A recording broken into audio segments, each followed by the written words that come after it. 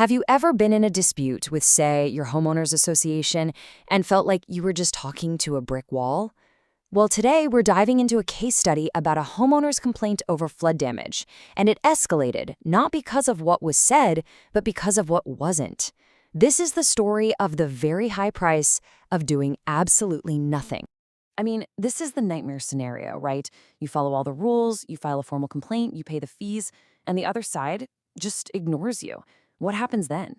Well, one guy in Arizona found out the hard way, and his story is a pretty powerful lesson in the steep price of silence. All right, so our story starts with a man named Thomas Hogue, a condominium owner, and he's dealing with a problem that's, all too common in places that get heavy rain, a flood. But this wasn't just about the water damage. It was about what he believed caused it and who was responsible. Now, pay close attention to the wording here. This isn't just some angry email. This is the official language from his legal petition. Mr. Hogue isn't just saying, hey, my condo flooded. He's alleging that the association failed in its duty to maintain common areas, and that failure is what directly caused all the damage. So let's just map this out for a second. The flood hits in July. By October, the official complaint is filed. And by late December, there's a final ruling. Now, in the world of legal disputes, that is incredibly fast. It really shows what can happen when one side follows the process perfectly and the other side, well, doesn't. So what was the actual damage we're talking about here? According to the petition, Mr. Hogue had to spend just over $1,400 on repairs to the inside of his unit. So, this wasn't some minor leak. This was a significant, costly problem for him personally. Okay, this is where the story gets really interesting.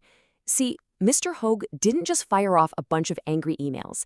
He used the system. He methodically followed the exact process that's designed for these kinds of disputes, step by painstaking step. And here's what that looks like. He filed the official petition with the correct state agency. He paid a $550 non-refundable fee just to get his case heard. And he was crystal clear about what he wanted the judge to do. He did everything by the book. And what was he asking for? Well, it was actually pretty simple and logical. First, he wanted a penalty against the association for, as he saw it, not following the rules. And second, he wanted his $550 back. I mean, after all, he wouldn't have had to pay it if they had just dealt with the issue in the first place, right? So this is the critical moment in the whole story. Mr. Hogue had done everything right. The ball was now in the association's court. It was their turn to respond. And their next move, or lack of one, was going to decide the entire outcome. The law is really explicit about this. From the moment they got the petition, the association had 20 days to give a written response. The clock officially started ticking.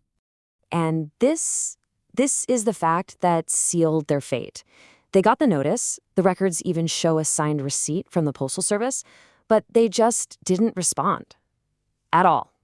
Total silence. Now, in the legal world, this has a very specific name. It's called default. Think of it like a debate. If someone makes an argument against you, and you just stand there and say nothing, you've pretty much lost the debate. By not defending yourself, the court just assumes you agree with everything the other person said. Your silence becomes your confession. And here it is, the exact language from the judge's decision. It's totally unambiguous. Their failure to file an answer is deemed an admission to the factual allegations. So legally speaking, by saying nothing, they confessed to everything Mr. Hogue claimed. So, with the association having legally confessed through their own silence, the judge's job was actually pretty simple. The only thing left to do was decide on the consequences. Let's take a look at what that price of silence turned out to be. The judge's order was super clean and decisive. First, the association had 40 days to pay Mr. Hogue back his $550 filing fee. Second, they had to pay a $2,500 penalty to the state of Arizona. And third, they were ordered to start following the law and their own rules, effective immediately.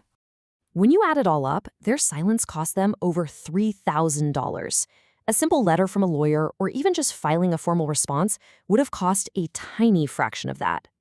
But here's a really crucial detail about how the legal system works. While Mr. Hogue got his filing fee back, he didn't get the money for his repairs in this hearing. And you might be asking, why? Well, it's because this was an administrative hearing, which is designed to make sure the association follows the rules. To get money for damages, he would have to file a whole separate case in civil court. It's a classic case of different problems require different courts. And make no mistake, this wasn't just a friendly suggestion from the judge. This ruling was a final administrative decision. That means it carried the full weight of the law. If the association kept ignoring it, they could be dragged into Superior Court and held in contempt. So, what's the big takeaway from all this? I mean, this case might be from 2008, but its lessons about inaction are absolutely timeless for any homeowner, renter, or board member today. Let's just boil this down to 4 key lessons. First, ignoring a legal complaint isn't being silent, it's confessing. Second, the rules are there for a reason. One person who knows the process can hold an entire organization accountable.